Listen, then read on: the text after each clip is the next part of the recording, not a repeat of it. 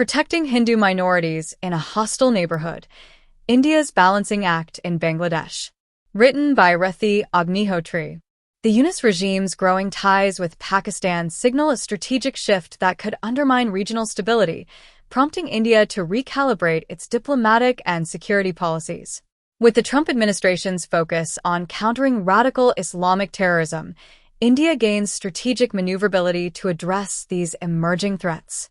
A recent fact-finding report from the United Nations Human Rights Office has debunked claims by the Yunus regime of an India-backed propaganda effort, instead exposing extensive human rights violations and violence against Bangladesh's Hindu community. The investigation, conducted at the invitation of interim leader Muhammad Yunus, details attacks on Hindu homes, businesses, and places of worship, confirming their deliberate persecution. Based on interviews with victims, the UN report documents widespread arson, property destruction, and physical threats. Witnesses described targeted assaults on Hindu-owned businesses and religious sites, with shops looted and homes set ablaze. Additionally, testimonies revealed pressure on Hindu educators to resign, further underscoring the systemic nature of the persecution. The report, however, dedicates significant attention to alleged human rights abuses by the Sheikh Hasina regime, particularly its crackdown on student protests.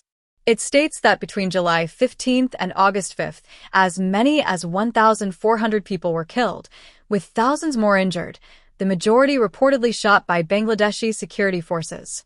In contrast, the section addressing anti-Hindu violence is relatively brief and avoids explicitly framing the attacks as communal killings, instead maintaining that post-Hasina violence primarily targeted Awami League supporters.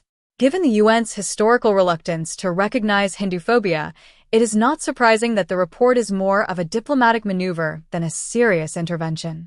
Nevertheless, it does represent an initial step toward acknowledging anti-Hindu violence in Bangladesh.